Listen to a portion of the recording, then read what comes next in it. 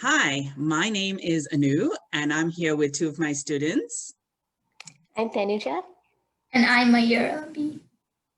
Welcome to our video series where we're going to be trying to help Gen Zs ages 10 to 20 learn about a variety of topics. So we will be covering topics on career, on navigating school, mental health, and so much more that impacts Gen Zs. Hi, everyone. I am so excited to be introducing you to Amber Dhall here. She is currently in high school and is following her passion in acting. And we would love to hear from you, Amber, about just give us a little bit about your background, your childhood, and about the path that your parents set for you in regards to your academics. Yeah, sure. So first off, thank you so much for having me. I'm so excited to talk about acting and kind of my journey getting into it. It's definitely a fun story. So I guess to start off, I always knew that I wanted to get into acting.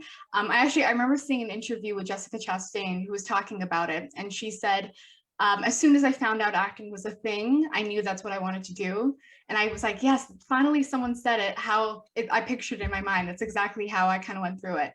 And so I always knew that I loved, watching people act in theater, and I found a really big passion in film. I'm a huge film buff. But I never really knew what to do with that because I was so young. So I would kind of tell people, oh, I want to be an actor. And they kind of just laugh it off and be like, haha, when you get older, I'm sure that's going to change. And then I got older and nothing changed. And I found out, maybe something's there. So I actually, when I was like 10 or 11 years old, I never told anyone after that because I was getting to a point where that actually became a serious question. And everyone around me was kind of pivoting towards the STEM fields like doctor, engineer, lawyer. And I was always still stuck with the arts. So I would kind of like make up things when people would ask me, be like, oh, maybe a journalist, maybe business, I don't know. But in the back of my mind, I always knew. And so I always pictured myself getting out of high school and then going to university for drama, getting a degree. And then that's kind of how I got out of the whole criticism bubble and just was on my own and could do everything. And then I got to high school, probably around grade 10. And I realized because I hid so much of it, I had nothing to net my name. I had no resume. I'd never taken a class outside of school. And I knew obviously I had to have those things if I even wanted to get into a university program for it. So that's when everything kind of changed, or maybe like a year or two ago, that I finally took things seriously. And I'm like, if I want to do this, I really have to start doing it. So the switch was quick. And it really actually happened over quarantine when COVID hit. I took that opportunity to start doing stuff online. So I found a lot of different classes online to kind of get myself exposed to people, meet new people, and figure out what acting was and how I kind of fit into everything. And did my own training and things like that. And, it all just went from there. I ended up getting signed to an agent and with who I'm with now. And I'm working through my things. I'm very happy that I'm at the point that I am now, being able to work professionally and say that I can, and to look back at that little girl who kind of had like this pipe dream and didn't really know what to do with it. But I think it's interesting also because my family, as I'll probably mention again in the interview, my family is very STEM oriented, being of Indian background, especially, that definitely plays into that. And so that was not even an option discussed that I could have gone into an arts field. So getting through that whole criticism thing was definitely more of a challenge and trying to change their point of view. But ultimately, I think that sparked a good discussion about why we, push STEM so much more than the arts. Obviously, for many different reasons, being that it's a stable career, our society is built on the STEM, but it doesn't mean that the arts should be any less respected. That doesn't mean the arts have any less power or resonate with people any different. So in a nutshell, that is basically how I got to where I am. Oh, wow, that's awesome. And Amber, I'd like to just, before we delve into your parents and all that, I'd like to just ask you that one point about why were you scared to share that you are passionate about acting at the age of 10, 11? You realized at a young age. Why were you scared of sharing that? Was there something in the family? Was there something that the society told you about? Yeah, I mean, I think it was a mixture of both. Kind of like what I was saying, we don't push the arts in terms of careers. We see the arts as supplementary, like hobbies, really. You know, you want to go to dance class, you want to do a play in school, that's amazing. But when you get to graduate, that's not an option for you. And especially I found in school, even when you get to high school and even elementary school, for people still in elementary school, you find that you're not given opportunities to even explore that career path, right? You can take a class and talk to someone who is in a medicine field, or who's a computer science, who has a computer science degree. But if you want to talk to someone who's a singer or an actor or an artist, they don't present those opportunities to you. And especially when you get to high school, when you really have to narrow things out, you're not given the tools to even think that that's a possibility. So that's where I think I was like, well, this is never talked about. Why would I even try and get into this? Because one, I don't know where even to begin because no one has told me. And two, how am I going to be looked at? So I guess now we could go more into sharing the news with your family and friends, right? And what was your experience like telling your parents that you wanted to pursue a career in the acting field? And I know you mentioned that before your parents didn't take you seriously, when you said you wanted to go in the acting field, but how is it telling your parents like, Mom, Dad, this is actually something I want to do, right? Were they open to it? What was their reaction like? That is actually a story that I will always remember because I never actually told them. They found out on their own. And so what happened is, for those of you who are in high school in grade 10, you know that you have to take 2 courses. It's called civics and careers. So civics is learning about government, and then careers is learning about a career. So you kind of learn about how does university work? How do you get scholarships? How do you fund a career? What career paths are there for you? And so when I first got into the class, I had not told anyone what I wanted to do. So I was kind of considering like maybe making something up for just to tell the teacher why I wanted to do this and kind of stick with it. But then I thought, you know what, I might as well. Let's just see what's out there and I'll make a plan of it. So I ended up doing a project where I had to write an essay about what I wanted to be. And in the essay I wrote that I wanted to be an actor. So apparently my dad actually finds this essay in the printer. And I had no idea how. He picked it up and he read it. And it wasn't until a week later that I found this out. We were driving back from someplace, and he randomly brought up, so, what do you want to be? Like, you're getting to grade 11 and 12. Do you have any interest in something?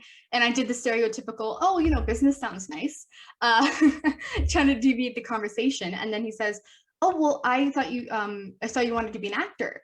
And I stopped and like, sorry, did that just come out of your mouth? Like, did you just say that? And he goes, yeah, I found your essay. And in my heart, like totally stopped. And I was like, oh my God, is this real? Is this happening? And I was kind of, I don't know why, in hindsight, it was so ridiculous, but I was kind of expecting like, you can't do this. Like, well, I don't know what's, you have to go to this and this.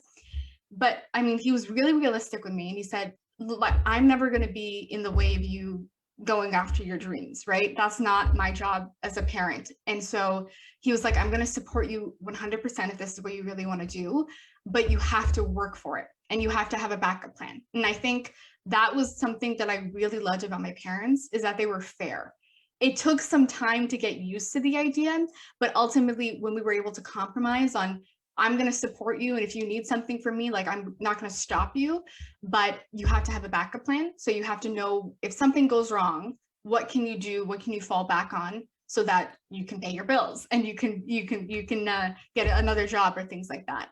So I'm really happy I didn't have to be the person to say it. It kind of happened by itself. That definitely helped a little bit. But after I told my parents, I think the next step was telling my more extended family. And that was actually even more nerve-wracking for me because they were very old-fashioned. So that if it was impossible for my parents to figure that out, it would be even more impossible for anyone else in my family to figure out. So slowly, one by one, I chose kind of people that I thought, maybe let's just ease them into the idea of me potentially pursuing this. But as soon as I got an agent and I worked to get signed to an agency, I think everything kind of clicked. And for people like, oh, okay, maybe she can actually do this. Maybe this is something she could work hard to do. So it just like, I think really coming to a compromise and listening to your parents and realizing they're not there to antagonize you or try and make you seem like they don't want you to succeed. They're actually talking to you about it because they want you to succeed. So I think that's really important. If you are feeling like your parents aren't supporting you in that way, or feel like you're not being listened to, you are. It can feel very lonely, but you are being listened to. It's just a matter of compromising and hearing both perspectives, I think. Yeah, definitely. I mean, I was having this conversation with Anu last week, and it's just that at the end of the day, your parents still want the best for you, right? But you guys don't have the same idea of what success looks like, because the way they were brought up, it was like, I got to be a doctor, I got to be an engineer. That's how I'm to be successful. But in today's time, it's not like that anymore, right? There's so many different career paths that you can go into. So how can we educate our parents for maybe kids who are not as privileged to have students that are that may have an open mindset, or parents that might be more fair or realistic? How can we educate our parents to be more open and realize that there are thousands of career paths past the standard doctor, engineer, lawyer, or whatever it might be? I mean, you even just said it right there. The first thing is talking and allowing them to understand that we don't live in a world where we have to go into 5 different career paths. That's not how it works anymore. We have so many different careers. I mean, people are finding careers in social media, something that we thought, was like a hobby that you could kind of post a video and get a couple likes. People are making careers off it. So the world is changing. That's not necessarily to say that it's always been that it's only now that the arts are being undermined. They've kind of always had that backlight. But yeah, first off, don't be afraid. Don't wait till it's too late to talk to your parents. I know it's very scary, but you really got to kind of overcome that barrier. I think the first thing is to ask yourself what you're willing to do. I always tell people when sometimes they get advice from me of like, I don't know what to do. And I'd say, well, think of it this way. If you're in that career path, let's say it was something like an arts field, you're not making any money. You are at the end of your wits, like nothing is happening for you, but you're still doing that art. Are you going to be satisfied with yourself? Are you going to be happy? And if the answer is yes, then you have something that is instinctively telling you to go for it. So once you really ask yourself, is this something I want to do, or do I just like the idea of doing it? Then you can start saying, how do I work from here? Let's talk to my parents about it. They're there to support you. That's their job. So talk to them about it. I'd also say do your own research. Figure out put together a plan of what you think you could do to get there. If you want to be an artist, are you going to get an internship at a museum? Are you going to take classes? Are you going to get an art degree? Finding those little compromises of, well, my parents want me to go to school, so maybe I can go to school for my art, or maybe I can get an internship in my art. And just kind of going from there. It's not always going to be the same of like you do all those things and your parents just at the end say, amazing, I'm going to put full faith in you and you're going to do it. It's not always going to be like that. But the only thing you can do is kind of make it as easy as you can for them to support you. Yeah. So what if there's a student out there whose parents are completely against it? Like, let's say they want to go into an acting field and they're just completely against it. Like, no, you're going towards STEM, you're going towards science, math, whatnot. What does a kid do in that situation? Like, they want to balance keeping their parents happy, but at the same time, this is going to be my life, right? I want to do something that's going to keep me happy and inspired. So what does a student do in that situation? Yeah, I mean, it's a really hard situation to be in. I thought I would have it terrible. I kind of got like the better end of the stick of that. My parents still like accepted it and supported me. Some kids still can't tell their parents. And I know some actors who have not spoken to their parents in years after they were adults because they decided to pursue it and it didn't work out. Obviously, that's not what you want to happen. But I think you really just have to find, again, it's compromise, especially with the arts. If you're someone who your parents are pressuring you, which I know a lot of people who are, to go into STEM, one thing that I think is easy is if you can always get a degree in STEM, but not necessarily pursue the STEM field, if that makes sense. So you can get a degree in a STEM field, have that as a backup, start working towards a job in STEM, but still take acting classes on the side, still do little art pieces here and there, until you kind of grow enough of a base where you can show your parents that I could start leaning more towards this and prioritizing this. But it's a little bit of a give and take in that way, just because if you're going to pursue your art, you really got to work for it. You know, it's something that you really got to put your focus on and be like, I'm not going to make it happen unless I put 110% effort into it. So, you know, it's difficult, especially in that situation. But just try things out, try experimenting, talk to people, get some people on your side. Again, it's all about, it's proving that you can really do this. You can make a success for yourself in the passion that you love, I think. Mm-hmm. Yeah, definitely. I think that's a huge part of it. If you want to pursue something against your parents' will, if you got to really prove them, no, you got to do things that show your parents, I'm working towards this, I can do this. And yeah, so thank you so much. I think you really went in depth. So thanks, Amber. All right. So now we've gotten to talk to our parents. We know Amber's path.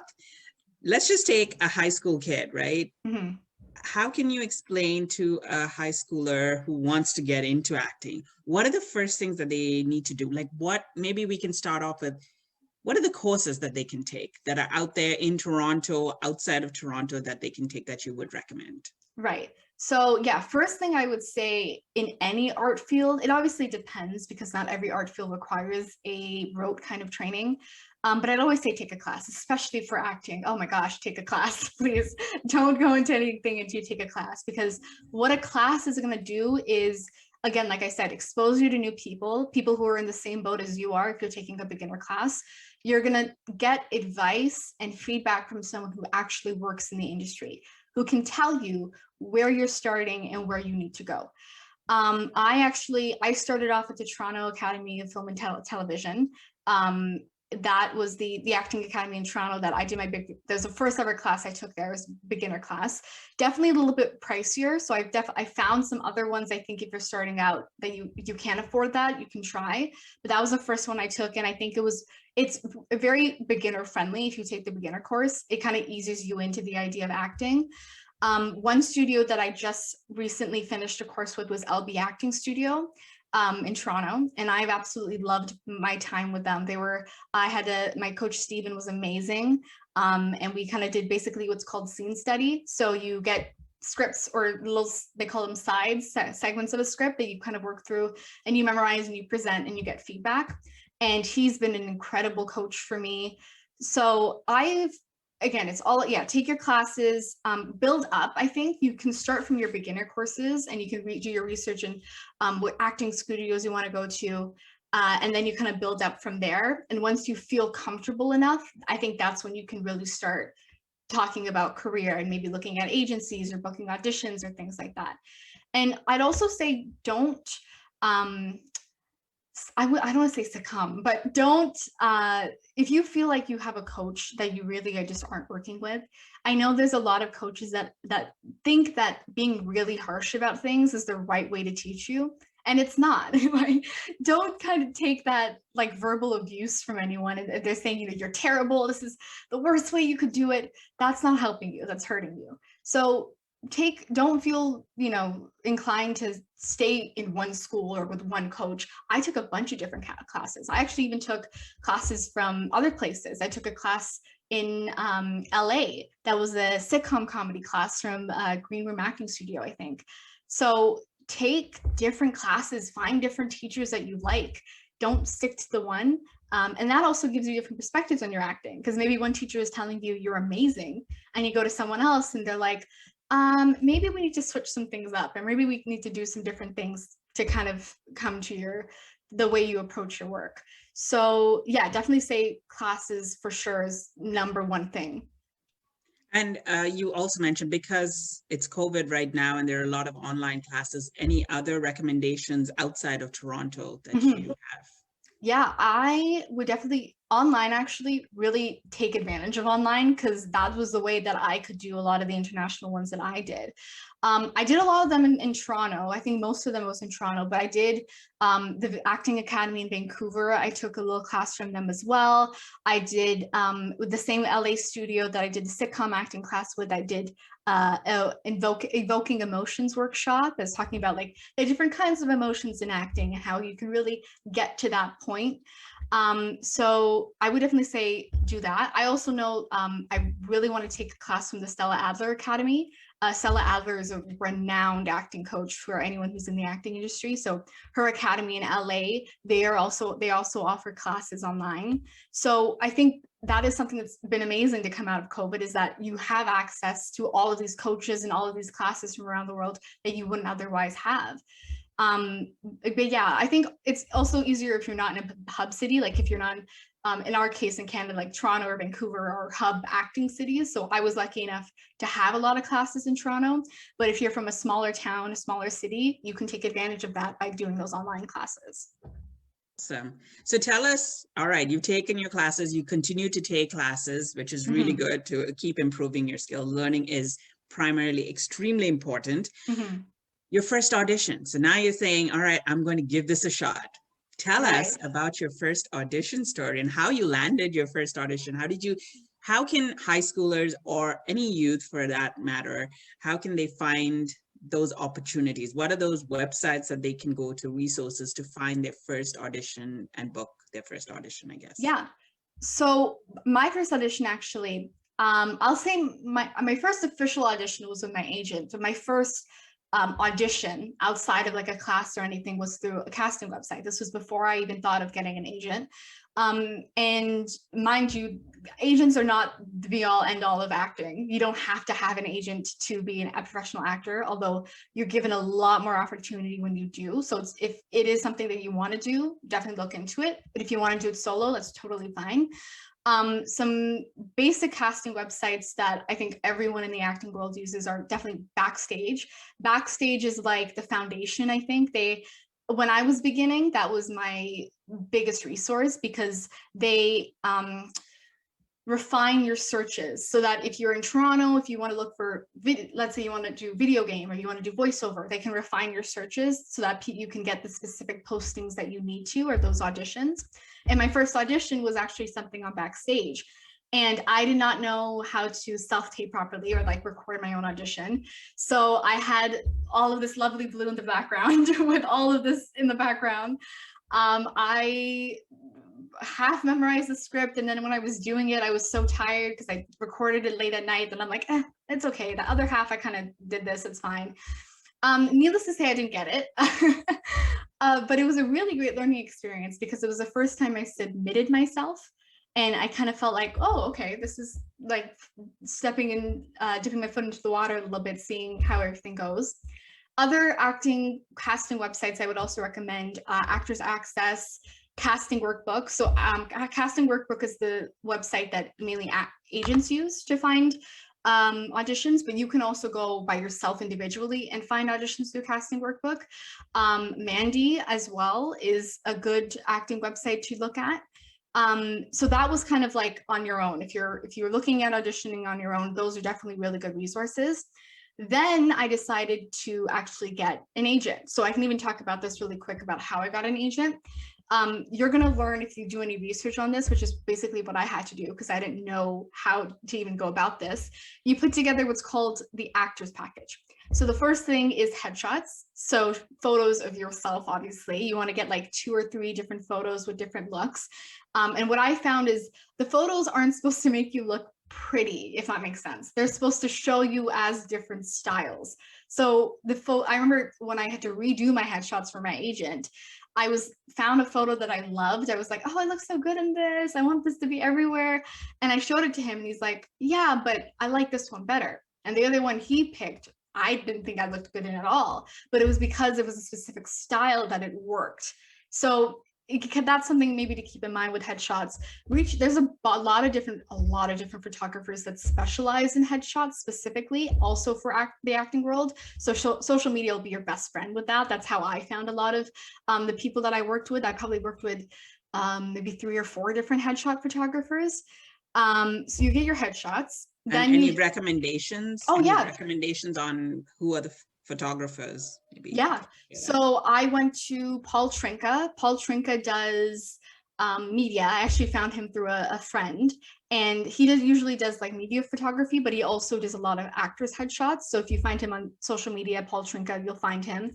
Sherryang also does amazing headshots. She also does affordable prices. I went to school with her, and so she does amazing photography. And so for headshots, I went to her to get them done, and we found an amazing location, and they turned out really great. Mark Lupez is the one I most recently went to. Mark Lupez Photography. He's in Vaughan, I believe. He specializes in corporate, but he also does a lot of actor headshots. So he was able to pull out some amazing ones. It was in the middle of COVID when we did it. So we were kind of like going back and forth, and that was a whole mess, but we got them done. And he did an amazing job. So yeah, definitely if you're looking for people, those 3 were amazing. And even if you search up headshots on Instagram, I'm like 1,500 will come up, headshots by Andrew, headshots with this person, and you can kind of go through from there as well. Yeah, so that was the headshot business. Next up is basically resume. So resume, usually if you have a resume, you put on credits that you've worked on, right? I did not. So the rule is when you're first applying to agencies, if you don't have work that you've done, you can just put classes that you've done. And that's why I took so many classes as well, because I could put those all on my resume and show agencies I have the training to back it up. So you put your training, if you've ever done any theater plays, definitely put those on there, because that will count for something, even if you're going into the film and TV world. So you kind of put together a resume, as much anything that you can just put on there, I would say. And then the last thing is the demo reel. So in the real professional acting world, a demo reel, it's a series of clips of you acting. It's super short, it's like 2 or 3 minutes. So they're really like little clips. And if you're in the acting world and you've been doing it for years, you're going to have clips of shows that you've been on. So like a CW show, a little Netflix movie that you did, that's what makes up your demo reel. But for people starting out, obviously you don't have that. So there's actually a couple options. One option is to go to a studio that specializes in demo reel making. So there are some studios in Toronto, I don't know if I remember the names, but I think actually Playback Productions is one of them, that they will write scenes for you. You come to a professional set and you can film those scenes and then add them to your demo reel. So you have a professional looking video of you acting. Another option is some classes actually film your monologues, your scenes that you do at the end of the course. So you can get that on tape or by video, and you can add that to your demo reel. And then another option is what I did, is I made my own entirely. So I either found scripts online that I actually had to contact the authors of to get permission to use, or I used one of my good friends who's a film major. She wrote me a script, and I basically got one of my drama friends, said, hey, can we do this? Got that film major friend who has a good camera and good lighting, and we went to just like random community center and just filmed a bunch of these scenes. And she edited it for me, and then I took it, and that's what I sent off. So the whole idea is it's supposed to look professional, and it's supposed to show you in different scenes. So you want to get a dramatic scene in there, a comedic scene in there. Don't make it too long, but don't feel like you need to spend $500 on a demo reel, because you really can just make it yourself if you have the right tools, I think. So once you get those 3 things, that's basically when you're good to start looking at agencies. Oh, wow. Wow. And you can actually the fact that you said that you can put it together for less than $500, that's like a big deal for a lot of youth who are thinking, oh my God, that's a lot of investment right there. Mm-hmm. It's a lot of investment of time and hard work, but you can definitely pull your connections to getting that. So this is the process that you mentioned, is to try and find an agency, right? So what are the agencies? Do you need to, if you're in Toronto, do you need to pick agencies only in Toronto so that you get roles in Toronto? Say, for example, if there's a youth who cannot travel, like they can't go to New York and LA, they just need to stay in Toronto. Mm-hmm. What are their options? Is it they need to look for an agent in Toronto? Is that the only option? Yeah, so usually you try and look for local agencies. I know of some people that don't. My agency, actually, I'm with TBT Management. They're based in Montreal, but they have a lot of actors who work in Toronto. So that's why I am with them, because they do know the Toronto area. But I definitely would say if you want to only work in your area, look for local agencies, just because, or agencies that know Toronto casting directors, Toronto productions, Toronto studios, because those are the people that have those connections that can get you those auditions, right? But that's not to say you can't. It's just a matter of talking with your agency and seeing what they do.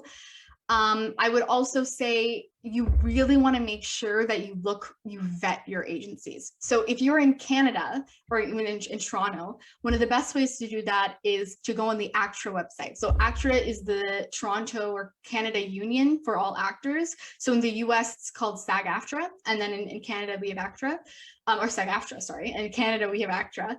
And if you go on their website and you look up what area you're in, they have a list of all the agencies that they approve. These are agencies that you can actually go to that will not scam you, that have working actors with them. So best solution, if you don't want to try and be victim of one of those scams that you see on the internet of, do you want to be in a Disney show? Let's come to this. They're gonna, steal your money and you're not gonna do anything with it. Go to the actual website and just search up some agencies and you'll see their emails.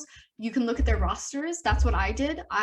The roster is basically the people that they have, the clients or the people that are working with them. Look and see if there are a lot of people that look like you, that do work that you want to do. A lot of agencies don't take on people that they already have. So if you are, let's say, blonde and blue-eyed, and you see a lot of people on their roster that are blonde and blue eyes, and maybe are going for the girl next door look that you want to go to, chances are they might not take you. So try and find agencies that you think could stand out in, because that also makes their job easier, because for those obscure roles that they want to send people out for that they can pick you.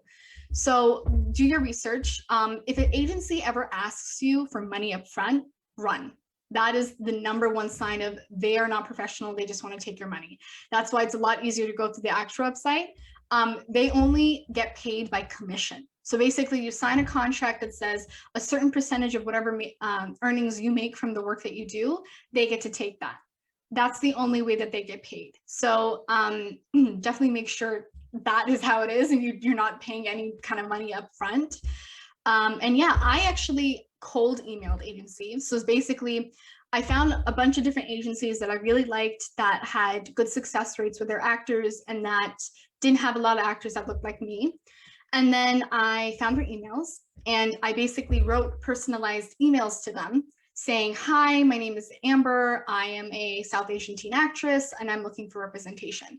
I tried to make mine a little witty because they get tons of these emails. So you want to make yourself stand out. So I added a little joke here and there.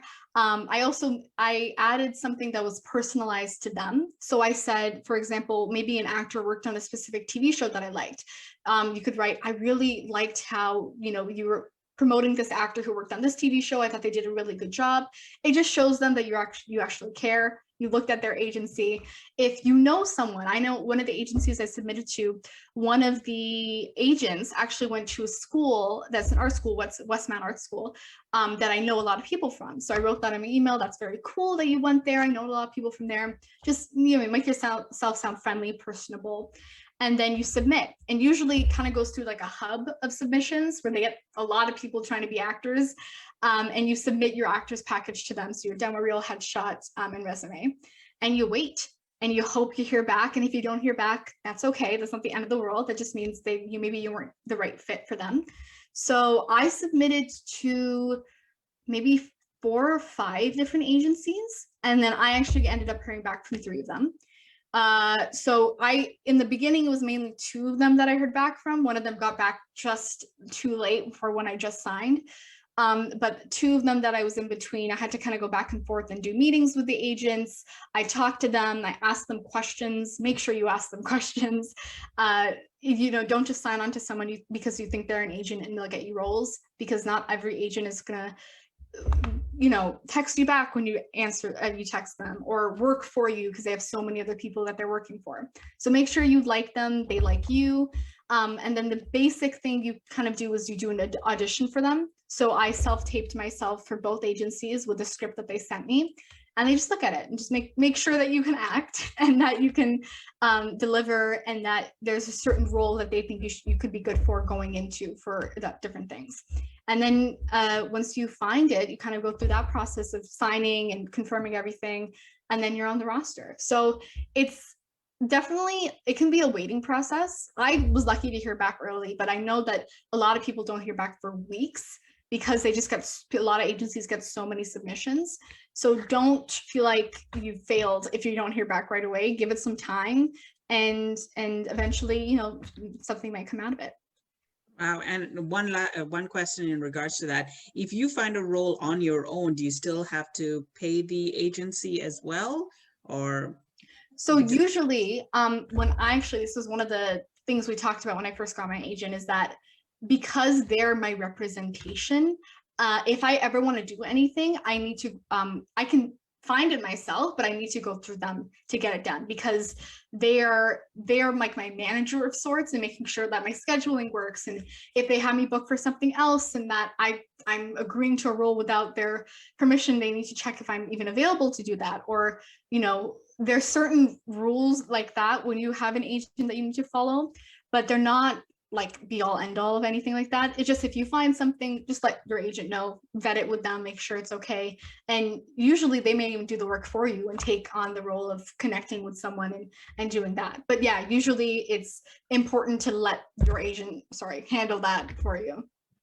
Okay, awesome. So in essence, the agency takes care of your schedules. And are you finding that you're able to audition more now that you have an agent?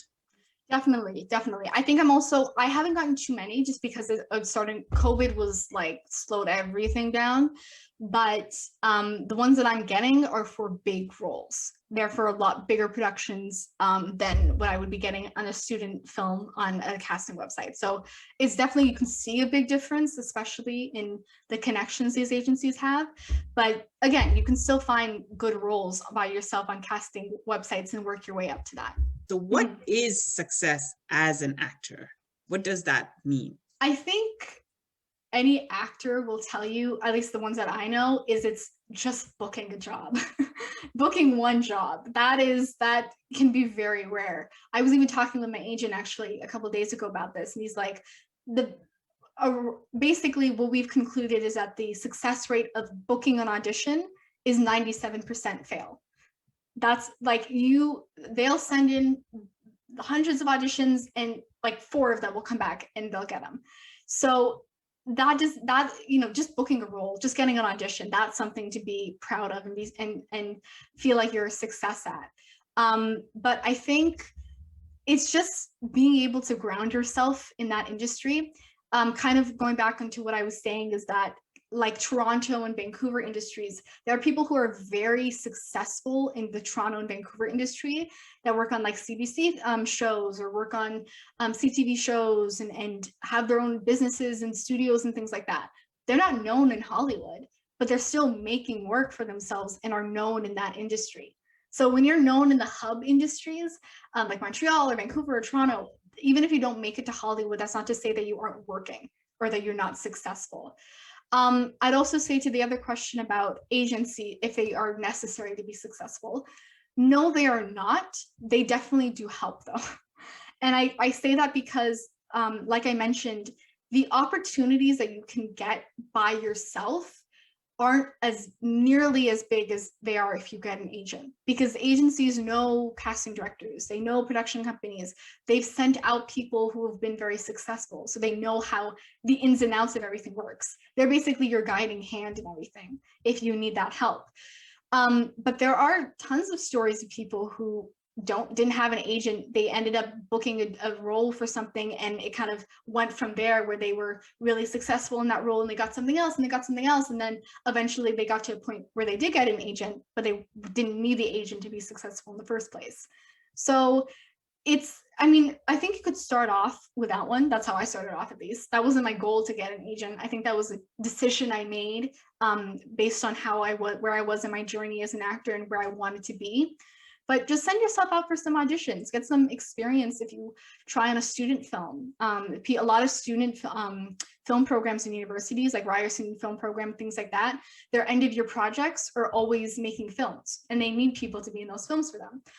In the summertime, they also make a lot of those films. So looking into those programs, volunteering yourself if you see an audition here or there, and just making work for yourself. And if you find that you aren't getting what you want, and you're really thinking that you want to get a broader spectrum of opportunities, then you can consider getting an agent, and that may help you get there. But it's not totally necessary. It's a helpful tool. Awesome. And if I can also ask you, for youth and any age group, I guess, if you want to network, are there any recommendations on networks? You mentioned your podcast, for example, as something that they can listen to so that they can connect with people. But are there networking meetups? Because I know in the corporate world, we have meetups, right? For project management, there's a meetup. For salespeople, there's a meetup. Is there like an acting meetup specifically in Toronto, but even virtually online somewhere? Yeah, so I think the ways that I've been able to network with people are classes. So I've researched classes, I found classes that I like, and then I meet a lot of different people that are in the same boat that I am. But to find people that are kind of more, I guess not more successful, but have been in the industry longer and they have that experience, the biggest thing I would recommend is Facebook groups, which sounds, I know every Gen Z is probably like, Facebook? Oh my God, no, I don't want to use Facebook. Trust me, this is going to change your life. When I first started out, when I was first deciding to get an agent, I joined maybe like 7 or 8 different Toronto actors Facebook groups, young actors Facebook groups. And there's a bunch of people posting in those groups about either opportunities or people who just want to get to know each other. I've seen so many posts of people being like, I want to get to know some new actors. So, let's you can join the Zoom link if you want to. Let's create a Zoom meetup for young actors, and we can all just meet up and chat. And that's how people have done that. People who talk about classes they're doing. A lot of actually studios do meetups. So if they're doing a class and you're signed up for the class, you automatically can get into like a meetup with other people from other classes, and that's how you meet people. If you're more so like a high school student, I'd also say LinkedIn is actually really a good tool to use. That's how I found you guys and I was able to do this opportunity. There are not a lot of people, but there's a good amount of people in the film industries and things like that who are on LinkedIn. And if you want to connect with them, you just have to be friendly about it. Just be like, hi, I'm a youth actor, I'm a youth singer, things like that. I've noticed that you've done some incredible work and I would love to hear about any tips that you might have. Either you can text them to me, or maybe if you want to organize like a 15-minute phone call. Just finding those ways. Social media is your best friend when it comes to that. And then I think when you find one, the one turns into 2 and 2 turns into 3. And at least that's how it's worked for me. And I know a lot of other youth actors, that's how it's worked for them as well. So yeah, social media, I think, is the biggest one. Wow, that's awesome. And what are your plans, Amber? Like, are you planning on going into university in the arts field, obviously in the arts field, but what are your plans with university? Yeah, so as per what I mentioned in the beginning, I have my compromise. So my main plan, or my targeted plan, would be to be in a drama program. So I'm looking at a lot of drama programs in New York. So like NYU Tisch has been my #1 for many years. Juilliard, of course. New York Film Academy has a really good film acting program if that's something you're interested in. And some other ones as well. And then I'm applying to business programs as well in Canada as my backup. So I decided to actually do business because, tip for arts people, business is very broad, right? You can go into a lot of different things for business. So let's say I don't end up getting into those programs, or decide not to go into those programs and do a business program. Within business, I could do entertainment and PR marketing. I could make my own business within acting. You find those different tips, and a lot of actors I know actually went to school for business because they found that was helpful for them. So, I mean, the hope is that I am able to get into a drama program, but if not, I go to a business program, I get a degree, and I kind of work from there.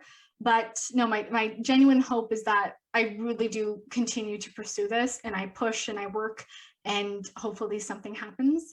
and that I'm able to do what I love every day. Because obviously, I mean, who would want that, right? That's kind of like, you've made it if you can do that. Wow. And with actors, I assume, I mean, they book jobs and then there could be long periods that they don't. Mm-hmm. So is the suggestion that your older actor friends, what do they suggest as far as balancing work and a career in acting? Yeah. Do they suggest that you go into a corporate world, which is 9 to 5, or look for those flexible jobs so that you can go into auditions? Definitely the flexible jobs, 100% those. A lot of, like 95% of the actors that I know who are like, they're getting jobs, but they're not always getting work, have day jobs.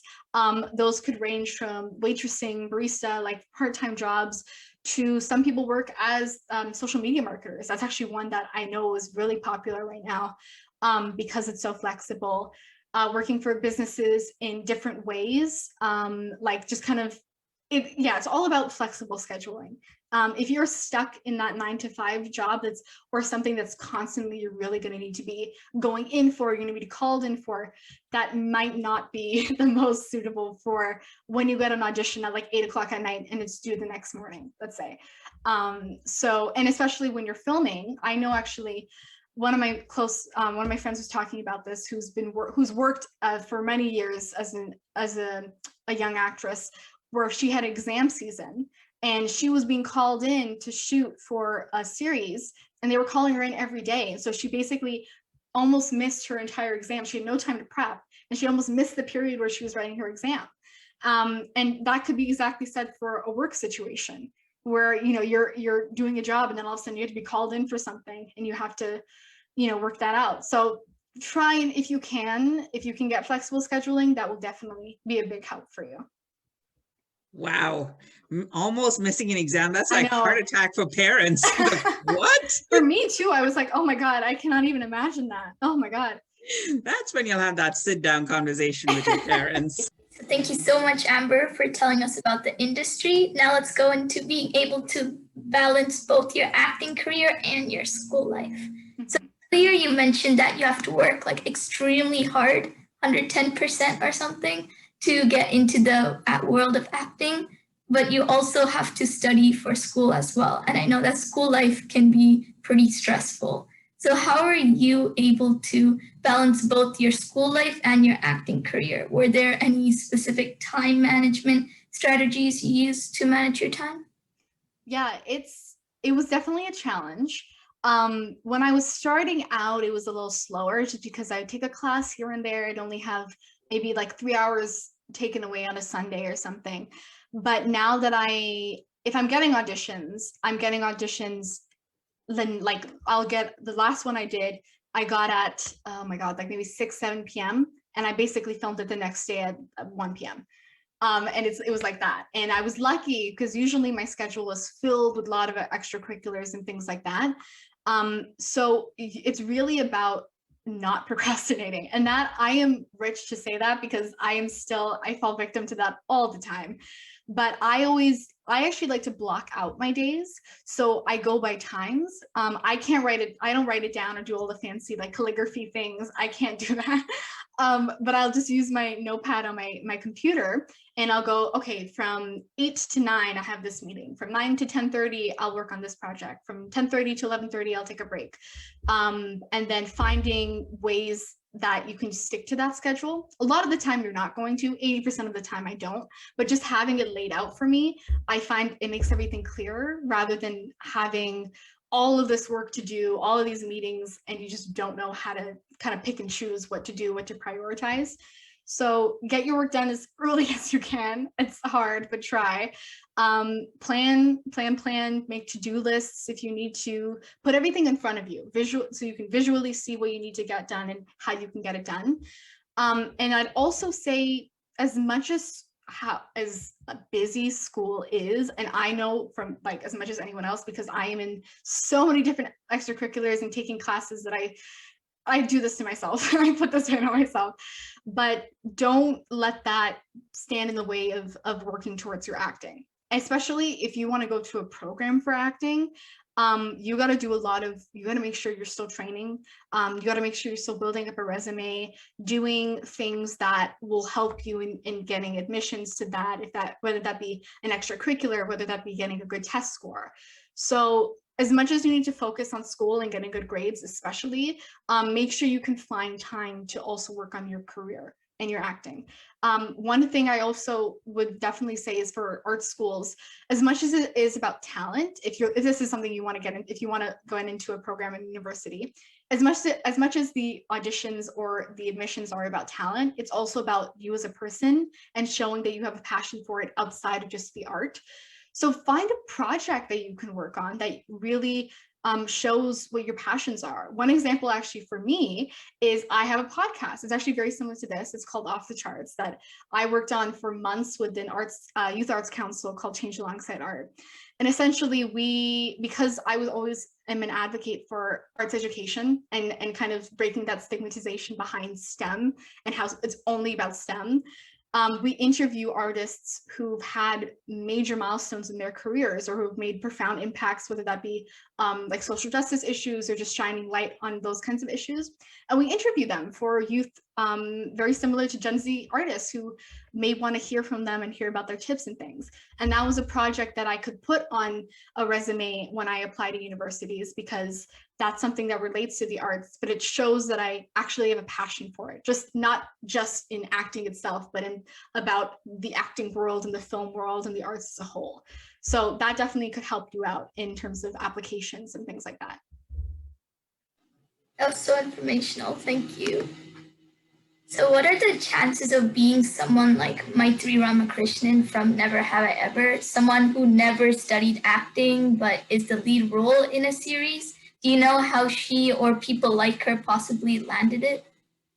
Yeah, so I actually remember hearing about her getting that role because she is from Mississauga. She actually went to the high school that I would have gone to when I lived in Mississauga, but I moved, which is interesting. I always like to say that, to say I have some connection. It's actually, so the story from what I've heard is that she found Mindy Kaling tweeted on Twitter, I think it was, about the show. She saw the tweet, and so her friend sent it to her actually and said, why don't you audition? Because you kind of like, theater and plays and things like that. So she sent an audition. And the next thing she knew, she was getting called into LA because they loved her audition from the thousands of people that auditioned. So it's a really cool story, and especially the fact that she's a person of color, she's a woman of color who's getting a series talking about Indian culture and balancing being a minority group on the big screen.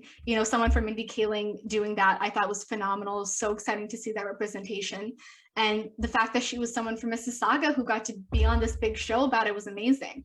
But I definitely also would say that you cannot rely on the fact that will happen, because that was very much luck. Obviously, she's incredibly talented, otherwise she wouldn't have gotten that role. But that really, like, the stars aligned in her favor.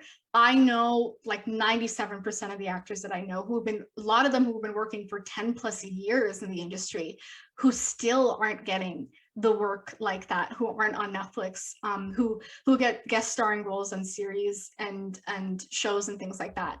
But that's not to say they're any less successful. And it's just honestly a matter of whether you fit the part. That's what my agent always told me when I first did it. You could be incredibly talented, but if you're not the look that they want, if you're not, maybe you're a little too tall, maybe you've got long hair and they need short hair, they won't take you.